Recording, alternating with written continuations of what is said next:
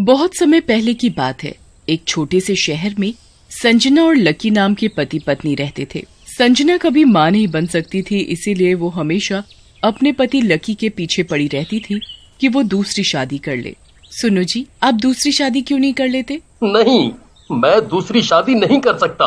पर मुझे बच्चा चाहिए। मैं भी चाहती हूँ कि कोई मुझे माँ कहकर पुकारे, मेरा अपना बच्चा हो। ठीक है, हम एक बच्चा गोद ले लेंगे। नहीं, मुझे मेरा अपना बच्चा चाहिए। मुझे आपका बच्चा चाहिए। उसके लिए तुम्हें शादी करनी पड़ेगी।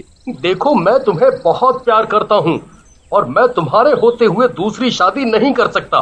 संजना के लाख कहने पर भी उसका पति लकी शादी के लिए नहीं मानता। मैं कभी माँ नहीं बन पाऊंगी।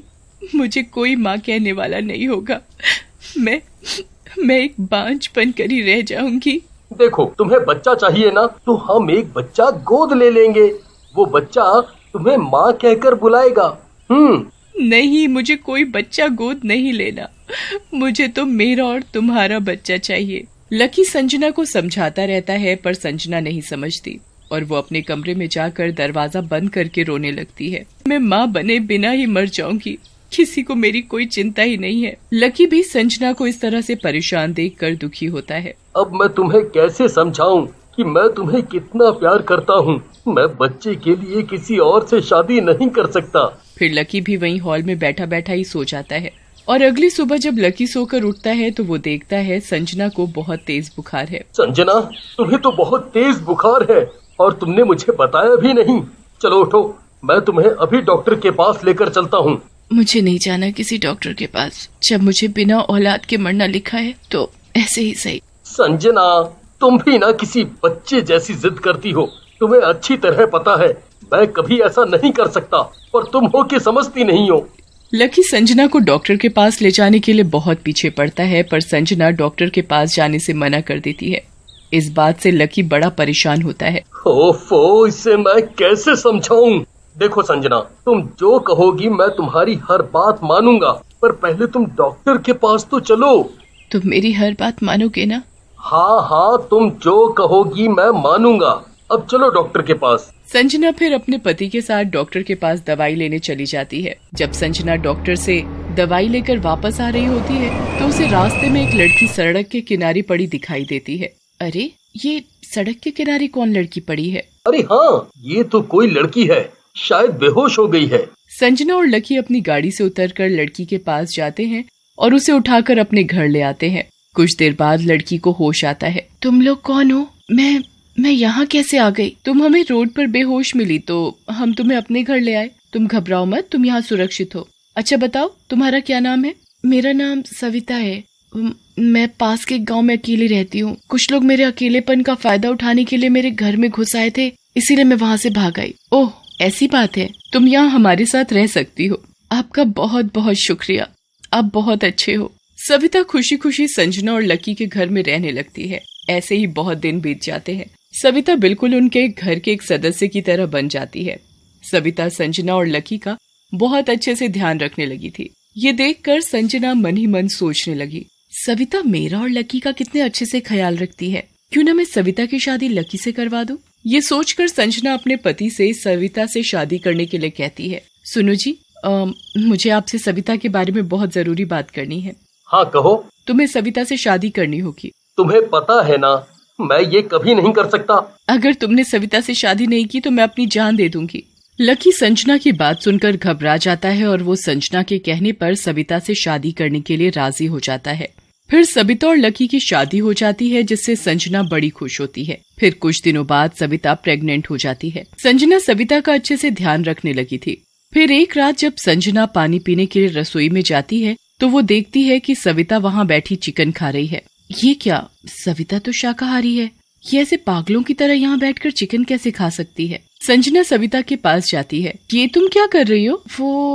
वो दीदी, मुझे बहुत भूख लगी थी और रसोई में खाने के लिए कुछ नहीं था तो मैंने चिकन खा लिया। पर सविता तो चिकन नहीं खाती। सविता को इस तरह चिकन खाते देख संजना को कुछ अजीब लगता है और वो मन में सोचने लगती है कि आज संजना को क्या हो गया।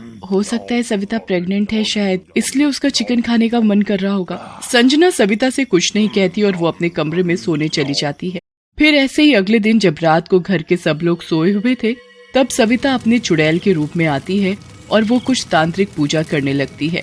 जैसे ही चुड़ैल की पूजा खत्म होती है तो चुड़ैल बड़े जोरों से हंसने लगती है। अब फिर से मेरी सारी शक्तियाँ मुझ में वापस आ जाएंगी जब मेरा और लकी का बच्चा होगा। मेरा और इंसान के बच्चे के बगैर मुझ में शक्तियाँ नहीं आ सकती। इसके लिए मेरा और लकी का बच्चा होना बहुत जरूरी है।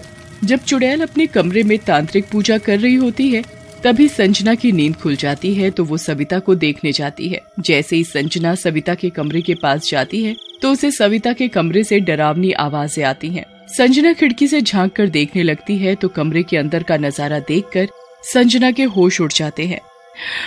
ये क्या? ये तो एक चुड़ैल है और ये तो लकी के बच्चे की माँ बनने वाली है। हे भगवान, ये मैंने क्या कर दिया? अब मैं क्या करूं? अपने बच्चे को इस चुड़ैल से कैसे बचाऊं? फिर संजना जल्दी से अपने पति के पास जाती है और उसे सविता की हकीकत के बारे में बताती है। ये सविता कोई लड़की नहीं है बल्कि एक चुड़ैल है। अब तो चुड़ैल आपके बच्चे की माँ बनने वाली है। ये तुम क्या कह रही हो? मैंने खुद अपनी आंखों से उस चुड़ैल को देखा है। अगर तुम्हें विश्वास नहीं है तो चलो मेरे साथ। फिर संजना अपने पति को सविता का असली रूप दिखाने ले जाती है। वहाँ जाकर लकी के भी होश उड़ जाते हैं। लकी और संजना दोनों खिड़की से चुड़ैल को छुप कर देखते हैं।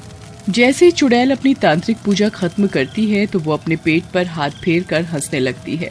मेरे बच्चे, बस तुझे कुछ समय और इंतजार करना पड़ेगा। फिर जैसे ही तेरा जन्म होगा मेरी शक्तियाँ मुझे दोबारा वापस मिल जाएंगी। फिर मैं तुझे लेकर यहाँ से चली जाऊंगी। संजना और लकी छुपकर चुड़ैल की बातें सुन रहे होते हैं। तभी वहाँ चुड़ैल के सामने आते ही वो दोनों चुड़ैल से कहते हैं, तुम ऐसा नहीं कर सकती और तुम एक चुड़ैल हो। तुमने हमें धोखा दिया। मैं तुम्हें अपनी छोटी बहन की जैसी समझती थी पर तुमने क्या किया? तुमने हमें ही धोखा दिया। मैं तुम्हें अपने बच्चे को कहीं नहीं ले जाने दूंगी।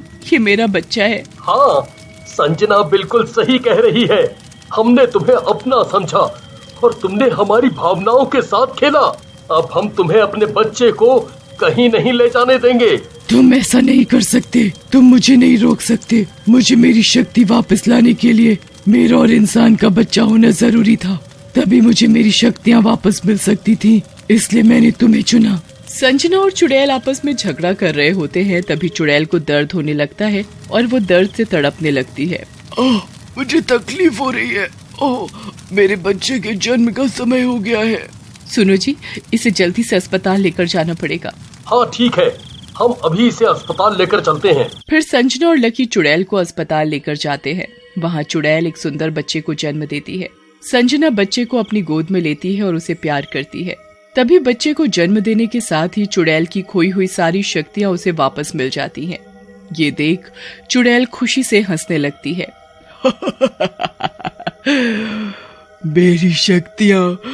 मेरी शक्तियाँ वापस आ गई। फिर चुड़ैल संजना से अपना बच्चा वापस मांगती है तो संजना बच्चे को देने से मना कर देती है। ये बच्चा मेरा है, मैं इसे किसी को नहीं दूंगी। चुड़ैल संजना से अपना बच्चा लेने की बहुत कोशिश करती है पर संजना चुड़ैल को बच्चा नहीं देती। भगवान के लिए मेरा बच्चा मुझे दे दो। मेरे बच्चे को मुझसे दूर मत करो। मैंने इस बच्चे के लिए ना जाने कितने सपने देखे हैं। अगर तुम मेरे बच्चे को ले गई तो मैं अपने बच्चे के बगैर मर जाऊंगी। मैं तुम्हारे आगे हाथ जोड़ता हूँ। इस बच्चे के बगैर ये मर जाएगी।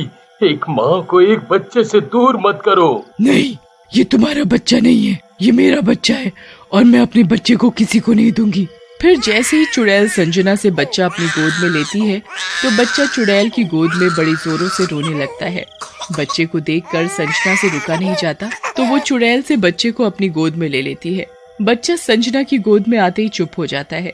ये देखकर चुड़ैल का दिल पसीज जाता है। चुड़ैल के अंदर की ममता जाग जाती है और वो संजना से कहती है, ये बच्चा तुम रखो, तुम इस बच्चे की माँ हो। मैं एक माँ होकर एक माँ से उसके बच्चे को दूर नहीं कर सकती। मुझे पूरा यकीन है कि तुम इस बच्चे की अच्छे से परवरिश करोगी। ये एक चुड़ैल और इंसान का बच्चा है तो इसमें भी बुरी शक्ति नहीं होगी। ये एक आम इंसान की तरह ही रहेगा। ये लो तुम्हारा बच्चा। चुड़ैल एक बार अपने बच्चे को बड़े प्यार से देखती है, फिर संजना को बच्चा देकर वहाँ से चली जाती है। संजना भी अपने बच्चे को पाकर बड़ी खुश होती है।